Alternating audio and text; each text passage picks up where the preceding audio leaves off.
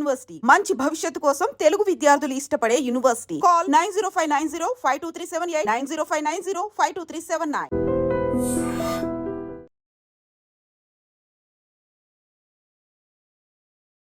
నమస్తే, welcome to I dream. నిన్న ఉప్పల్ సమీపంలోని బగాయత్ కాలనీలో ఒక విషాదం నెలకొంది. విషయం ఏంటంటే మణికంఠ అర్జున్ అనే ఒక ఇద్దరు పిల్లలు తప్పిపోయారని చెప్పేసి సుజాత వెంకటేష్ వాళ్ళ పిల్లలుగా గుర్తించడం జరిగిందనమాట. అయితే ఉప్పల్ పోలీస్ స్టేషన్ పరిధిలో కేసు నమోదు చేయడం జరిగింది. విషయం ఏంటంటే తమ పిల్లలు కనిపించడం లేదు, ఎవరో అపహరించారు అని చెప్పేసి ఒక కిడ్నాప్ కేసుగా ఉప్పల్ పోలీస్ స్టేషన్లో ఫిర్యాదు చేయడం జరిగింది. కాకపోతే ఈరోజు అసలు విషయం తేలడం జరిగింది. ఏమైందంటే బగాయత్ కాలనీ, ఉప్పల్లోని బగాయత్ కాలనీలో ఒక నీటి గుంత, అంటే ఆ గుంతలు ఎందుకు తీయడం జరిగిందంటే కుల సంఘాలకు సంబంధించి భవన నిర్మాణాల కోసము కొన్ని గుంతలు తీయడం జరుగుతుందన్నమాట. ఆ భవన నిర్మాణాలని చేపట్టే కార్యక్రమంలో కొన్ని పిల్లర్ గుంతలు తీయడం జరిగింది. ఇప్పుడు ప్రస్తుతం మనము ఆ పిల్లలు ఎక్కడైతే చనిపోయారో అదే ఏరియాలో మనం ఉన్నాము. మీకు చూపించే ప్రయత్నం అయితే చేస్తాం. ఇది బగాయత్ కాలనీలోని కుల సంఘాల కోసం, ఆ భవన నిర్మాణాల కోసం తీసిన గుంతలు ఇవి. అయితే దూరం నుంచి చూసినట్లయితే ఇవి గుంతలు చాలా చిన్నగా కనబడుతున్నాయి. దగ్గరకు వచ్చి చూసినట్లయితే 8 ఫీట్లకు పైగా ఉందన్నమాట ఈ నీళ్లు. మనము ఈ నీటి ఒడ్డున మనం నిలబడి మాట్లాడుతున్నాం ప్రస్తుతం. కాకపోతే కర్ర పెట్టి కూడా చూడడం జరిగింది. ఇక్కడ పక్కనే ఒక కర్ర వేయడం జరిగింది. అంటే ఈ వర్క్ పర్పస్ ఇక్కడ కొన్ని కర్రలు వేస్తే మేము అసలు ఇటు నీటి లోతు ఎంత ఉందని తెలుసుకునే ప్రయత్నం, మీకు చూపించే ప్రయత్నం చేసామన్నమాట. అయితే ఒక కర్ర తీసుకొని మేము అసలు దీని లోతు ఎంత ఉంది అని చెప్పేసి చూడగా దాదాపుగా 7.5 నుంచి 8 ఫీట్ల లోతు ఉండడం జరిగింది. కర్ర మినిమం 12 ఫీట్లు ఉంటే 8 ఫీట్ల వరకు నీటి లోపలికి వెళ్ళడం జరిగింది. ఈ సుజాత వెంకటేష్ దంపతుల పిల్లలు వాళ్ళు మణికంఠ అర్జున్గా గుర్తించడం జరిగింది. వాళ్ళకు అనుమానాస్పదంగా ఉండడం వల్ల ఉప్పల్ పోలీస్ స్టేషన్లో ఫిర్యాదు చేశారు.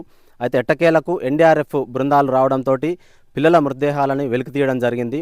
ఎట్టకేలకు ఈరోజైతే అది ఏంటి, వాళ్ళు ఎలా చనిపోయారు, దేనికి, వాళ్ళంతలో వాళ్ళు పడారా లేకపోతే ఎవరైనా తీసుకొచ్చి ఇక్కడ వాళ్ళ పిల్లల్ని చంపేసి ఇందులో వేశారా అనేవి అనుమానాలు కూడా రాక తప్పడం లేదు. ఏదేమైనప్పటికీ పోలీస్ స్టేషన్లో అనుమానాస్పద మృతిగా వాళ్ళు నమోదు చేసుకోవడం జరిగింది.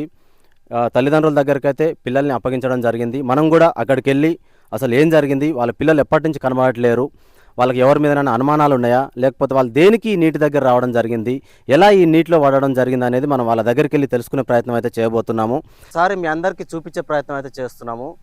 భవన నిర్మాణం కోసం తీసిన ఈ నీటి గుంతలు దాదాపుగా ఎంత ఎత్తున్నాయి, నీటి అడుగు అనేది లోతు ఎంత ఉందనేది మీకు చూపించే ప్రయత్నం అయితే మేము చేయబోతున్నాం. ఇక్కడ ఒక కర్ర ఉంది.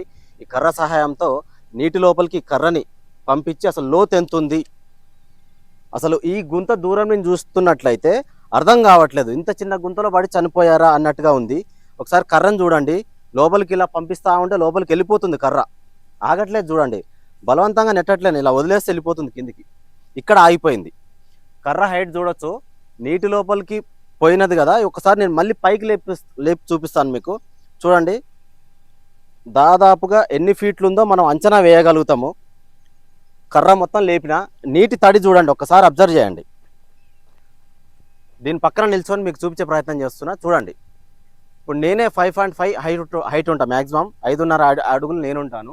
నా పైన ఇంకొక 1.5 ఫీట్ ఎక్కువ ఉంది, అంటే దాదాపు 7 ఫీట్ల వరకు ఉంది హైటు. అంటే చిన్న చిన్న పిల్లలు వాళ్ళు, మణికంఠ అర్జున్ అనే పిల్లలు చిన్న పిల్లలు కాబట్టి వాళ్ళు స్కూల్కి వెళ్ళే ఏజ్ కాబట్టి 7.5 ఫీట్ల నీటి గుంతలో పడితే మాత్రం ఖచ్చితంగా చనిపోయే అవకాశం ఉంటుంది. ఎవరైతే చనిపోయారో ఆ ఇద్దరు చిన్నారులు ఒకటే కుటుంబానికి చెందిన వారుగా ఇక్కడ ఉన్న స్థానికులు అయితే చెప్పడం జరుగుతుంది. మణికంఠ అర్జున్ వాళ్ళిద్దరిని గాంధీ ఆసుపత్రికి మార్చురికి తరలించడం జరిగింది. వాళ్ళ పేరెంట్స్ కూడా ఇక్కడ లేరు, పిల్లలతో పాటు గాంధీ హాస్పిటల్కి వెళ్ళడం జరిగిందని చెప్తున్నారు. అయితే వాళ్ళ ఇంటి దగ్గరే మనం ఉన్నాము. అసలు ఏం జరిగిందో కనుక్కునే ప్రయత్నంలో భాగంగా వాళ్ళ ఇంటి దగ్గరకు వచ్చినాం. అయితే ఇక్కడ ఎవరైతే లేరు, చుట్టుపక్కల పని కోసము ఈ కార్మికులు అనే వాళ్ళు ఉన్నారు, వాళ్ళైతే లేరు సార్, ఇక్కడ ఎవరు లేరు, హాస్పిటల్ దగ్గరికి వెళ్ళారని చెప్తున్నారు. వాళ్ళ ఇంటికి అయితే తాళం వేసి ఉంది. వీళ్ళు చాలా దూర ప్రాంతాల నుంచి ఇక్కడికి ఈ కుల భవన నిర్మాణ బిల్డింగ్ల కోసం అయితే వర్క్ చేయడం కోసం రోజువారీ కూలి పనిగా ఇక్కడనే వీళ్ళు స్థానికంగా కొన్ని గుడారాల్లాగా వేసుకొని వాళ్ళు పనిచేస్తున్నట్టుగా చెప్పడం జరుగుతుంది అనమాట. అయితే ఇక్కడ కొంతమంది ఉన్నారు, వాళ్ళని కూడా అడిగి తెలుసుకుందాము. వాళ్ళు ఎక్కడికి వెళ్ళారు, ఏంటి, ఎప్పటి నుంచి వీళ్ళు ఇక్కడ ఉంటున్నారు, అడిగి తెలుసుకునే ప్రయత్నం అయితే చేద్దాము. అమ్మ, మీ పేరమ్మా? నా పేరు ఫాతిమాని. ఫాతిమా గారు, ఇప్పుడు మీరు ఇక్కడ ఎన్ని రోజుల నుంచి ఉంటున్నారు? మీరు వచ్చి ఎక్కువనే అయింది సార్. ఇప్పుడు ఈ పిల్లలు ఇద్దరు చనిపోయారు కదా, చిన్న పిల్లలు.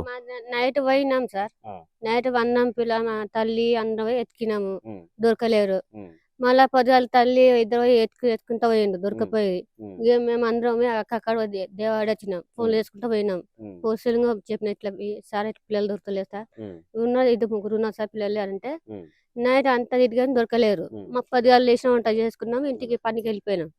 పోయినాక ఎవరో ఒక బాబు చూశాడు. అరే బియ్యం మీ వాళ్ళు ఉన్నారమ్మా, అసలు బాబు చిన్న బాబు చచ్చిపోయాడా అంటే ఇంకా పనికి వెళ్ళి దాటి ఉడికొచ్చినాం సార్.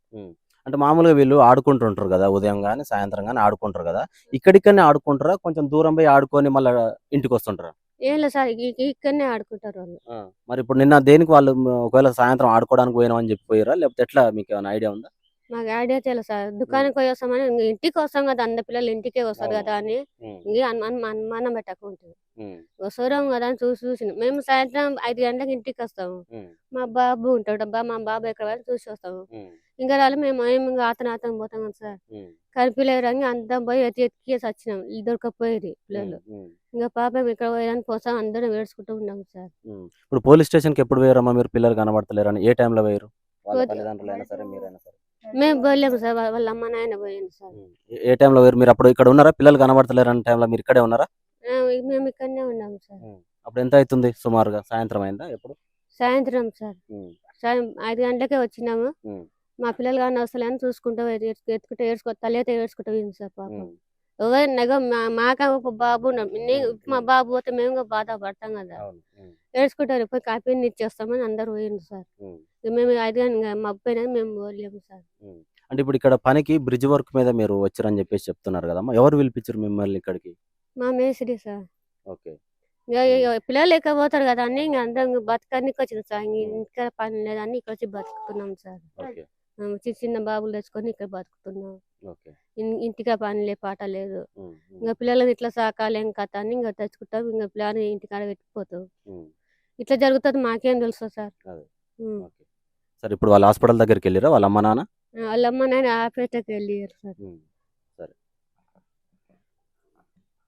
ఇది ఇక్కడ పరిస్థితి. అయితే వాళ్ళు దూర ప్రాంతాల నుంచి వచ్చారు. మన తెలంగాణ రాష్ట్రానికి నలువైపులా ఉండే జిల్లాల నుంచి ఇక్కడ బతుకు తెరుకు వచ్చారు. బ్రతుకు జీవితం గడుపుదామని వచ్చినట్లయితే వాళ్ళు విగత జీవులుగా, ఆ వెంకటేష్ సుజాత తల్లిదండ్రులు వాళ్ళ పిల్లల్ని విగత జీవులుగా చూడాల్సిన పరిస్థితి అయితే వచ్చింది. మన హైదరాబాద్కు చుట్టుపక్కల జిల్లాల నుంచి వీళ్ళు ఇక్కడికి వచ్చి కొంతమంది 3 సంవత్సరాల నుంచి, కొంతమంది సంవత్సరాల నుంచి వచ్చి జీవనం సాగిస్తున్నారు. రోజువారీ కూలి పనిగా వీళ్ళు పని చేసుకుంటున్నారు. అయితే ఎవరి మీద మాకు ఎలాంటి అనుమానం లేదు, ఎవరితో గొడవలు లేవు. పిల్లలు ఇక్కడికనే ఆడుకుంటూ ఉంటారు, టైంకి ఇంటికి వస్తూ ఉంటారు, ఇంట్లో పడుకుంటుంటారు. అంతేగాని ఎవరితో గొడవలు పడి ఎవరో ఏదో చేసి పిల్లలు తీసుకుపోయి అక్కడ నీళ్ళలో పడేసినది అయితే కాదు. వాళ్ళు ఇక్కడ వచ్చి 3 ఏళ్ళు అవుతుంది సార్ దగ్గర. కాకపోతే వాళ్ళు పిల్లలు బాగా ఈ పిల్లలతోటి మెదిలి ఆడుకునేటోళ్ళు సార్. సాయంత్రం టిల్లి పొద్దుగాల. కాకపోతే సాయంత్రం మేము పనికి పోయి వచ్చిన దగ్గర లేకున్నారు. వాళ్ళ అమ్మ నాయన ఉడక వెతికినారు, అందరం వెతికిలాడినాము. ఇంకా మేము నైట్ పోలీసు వాళ్ళు వాళ్ళందరం ఎతికిలాడినాం కూడా ఇక్కడ అక్కడ చూసినాం, లేరు. మేము పనికి పోయి ఉదయం పనికి పోయి వచ్చేటాలకు 10-11:30కు ఇక్కడ చూసేటాలకు అందరు గ్యాంగ్ మొత్తం ఉన్నది. చిన్న పిల్లాడు ఒకటి దొరికినాక పెద్ద పిల్లాడు తర్వాత దొరికాడు. ఇంకా ఎంబడే తీసుకుపోయారు. అంటే ఎవరి మీద అనుమానం ఉందా, లేకపోతే మామూలు ఆడుకోవడానికి పోయి నీళ్ళలో పోయిరో మళ్ళీ ఎట్లా పోయిరో సార్ మాకైతే తెలియదు. ఇంకా అనుమానాలు అంటే ఇంక ఇట్లకెళ్ళి ఇంకెవరున్నారని ఇంకా అనుమానాలు పెట్టుకున్నాం సార్. ఇంకా కాకపోతే ఇక మేమే ఉన్నాం ఇట్లకెళ్ళి, ఇంకెవరి మీద అనుమానాలు లేవు. ఇప్పుడు పోలీసు వాళ్ళకు వాళ్ళు ఏం చెప్పారు అంటే ఇది పిల్లలు లేరని ఇంకా చెప్పారు సార్. ఇంకా అంతే కాంప్లైంట్ ఇచ్చారు నిన్న సాయంత్రం. కాంప్లైంట్ ఇస్తే రాత్రి వచ్చి చూసిపోయారు, పొద్దుగాలు ఉడికొచ్చారు, మళ్ళీ ఇంత ముందు కూడా వచ్చిపోయారు సార్. వీళ్ళు ఎప్పటి నుంచి కనవాలి? నిన్న ఉదయం నుంచి సాయంత్రము 5:30 నుండి లేరట సార్. అంతే. మళ్ళీ ఈ రోజు ఎప్పుడు దొరికిరు? ఆ నీళ్ళలో పడి ఉందని ఎప్పుడు తెలిసింది? ఈ రోజు 11-10 నిమిషాలకు దొరికిరు సార్. ఉదయం 11-10 నిమిషాలకు, 12:30 అట్లా అయింది. అంటే వీళ్ళు వెతుకుతుంటే కనబడరా, లేకపోతే ఎవరన్నా వచ్చి చెప్పారు ఇక్కడ నీళ్ళలో పడున్నారంట సార్? ఎవరో అక్కడ నీళ్లు తీసుకోవడానికి వచ్చిరంట.